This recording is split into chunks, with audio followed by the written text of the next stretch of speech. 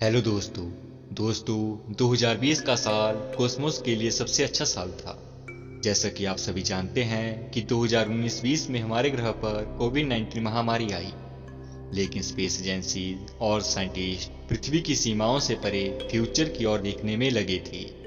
2019 और 2020 को एक एस्ट्रोनॉमी के लिए यादगार साल बनाने के लिए हमने 5 मोस्ट अल्टरिंग मोमेंट की जानकारी आपके लिए लाए हैं। तो दोस्तों, मेरा नाम है शुभम और आपका मेरे यूट्यूब चैनल यूनिक स्पॉट पे वेलकम है।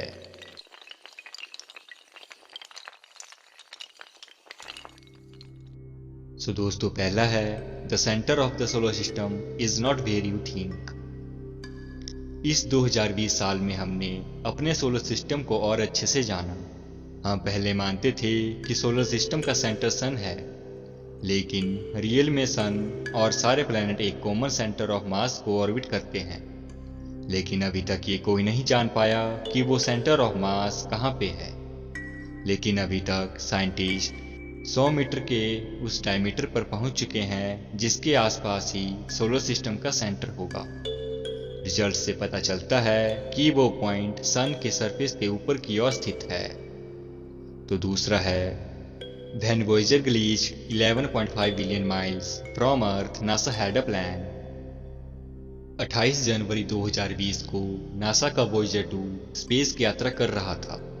तभी उसमें ग्लिचिंग स्टार्ट हो गई, जिससे Voyager ने बहुत ज़्यादा एनर्जी का इस्तेमाल किया और प्रोटेक्शन सॉफ्टवेयर अपने आप ही चालू हो गया, जिससे Voyager 2 ऑटोमेटिकली ही बंद हो गया और Voyager हमसे इतनी दूर चला गया था कि हम उसको पावर भी नहीं दे सकते थे।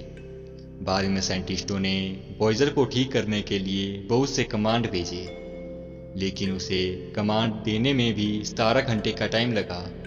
लेकिन फिर फरवरी 5 तक Voyager 2 ठीक से शुरू हो गया और अपने मिशन पर फिर से लौट गया। तो तीसरा है astronomers have found the source of life in the universe. आज वो सभी एलिमेंट्स जो भी हम जानते हैं वो सभी अरबों साल पहले किसी स्टार से निकले थे, और साइंटिस्टों ने इस साल ये पता लगा लिया कि हम कहाँ से एग्जिस्टेंस में आए थे। एक जर्नल नेचर एस्ट्रोनॉमी की एक स्टडी में साइंटिस्टों ने ये बताया कि मिल्की वे गैलेक्सी में एक white dwarf star carbon atom के मेन सोर्स हो सकता है, और कार्बन ही सबसे ज़्यादा क्रूशियल भी है जिससे लाइफ एग्जिस्टेंस में आती है। हमारे ब्रह्मांड में 90% तारे वाइट ड्वार्फ स्टार में बदलकर ही खत्म होते हैं। ये बहुत गर्म तारे होते हैं, ये लगभग 1 लाख केल्विन के टेम्परेचर तक पहुंच जाते हैं। इन सभी से ऐसा ही लगता है कि वाइट ड्वार्फ स्टार ही लाइफ का मेन सोर्स है। टारगेट्स में टेकन ओवर द मून। अप्रैल 2019 में इजराइल का स्पेसक्राफ्ट चंद्रमा पर क्रैश हो गया। उस स्पेसक्राफ्ट में अर्थ से जुड़े कुछ डॉक्यूमेंट भी थे। उस डॉक्यूमेंट का नाम लाइब्रेरी ऑफ लाइफ था, जिसमें पृथ्वी के बारे में 30 मिलियन पेजेस की इंफॉर्मेशन लिखी थी। उसमें ह्यूमन के डीएनए का सैंपल और हजारों टारगेट्स के मेगा पेलोड थे। दोस्तों, टारगेट्स बहुत सूक्ष्म 8 पैर वाले एनिमल होते हैं जो स्पेस में भी जीवित रह सकते हैं। वो अपने मेटाबॉलिज्म को स्लो डाउन कर सकते हैं, जिससे वे लाखों सालों तक जीवित रहते हैं। लेकिन टारगेट्स पे जाने वाले स्पेसक्राफ्ट क्रैश हो गया और उसका कम्युनिकेशन बंद हो गया। लेकिन अभी भी साइंटिस्टों का मानना है कि अगर कुछ भी टारगेट्स क्रैश में जीवित होंगे तो वो ह्यूमन के फ्यूचर के लिए बहुत अच्छा होगा। तो पांचवा है Japan spacecraft landed on asteroid रेगू।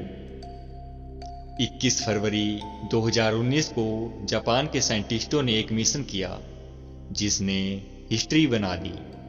Japan ने रेगू एस्टेरॉयड पे अपना स्पेसक्राफ्ट भेजा और उससे एस्टेरॉयड का एक छोटा नमूना वापस अर्थ पे लाया, जिसे कैमरे पे रिकॉर्ड भी किया गया और मई 2020 में उस फुटेज को रिलीज कर दिया गया। ये एक ऐसी पहला इंसिडेंट था जब किसी एस्टेरॉयड पे स्पेसक्राफ्ट पहुंचा था। रेगू अर्थ से नज़दीक का एस्टेरॉयड है और ये पृथ्वी के लिए बहुत खतरनाक है। इसका डायमीटर लगभग 0.6 माइल्स है। ये हर 16 महीनों में सन के चारों ओर घूमता है। इस बीच ये पृथ्वी और मंगल के ऑर्बिट से होकर गुजरता है। तो दोस्तों, वीडियो को लाइक शेयर कमेंट जरूर करें और जिसने अभी तक चैनल को सब्सक्राइब नहीं किया है वो जरूर से सब्सक्राइब कर ले और साथ में बेल आइकन को भी ऑन कर ले। हम ऐसे ही इंटरेस्टिंग वीडियोस आपके लिए बनाते रहेंगे।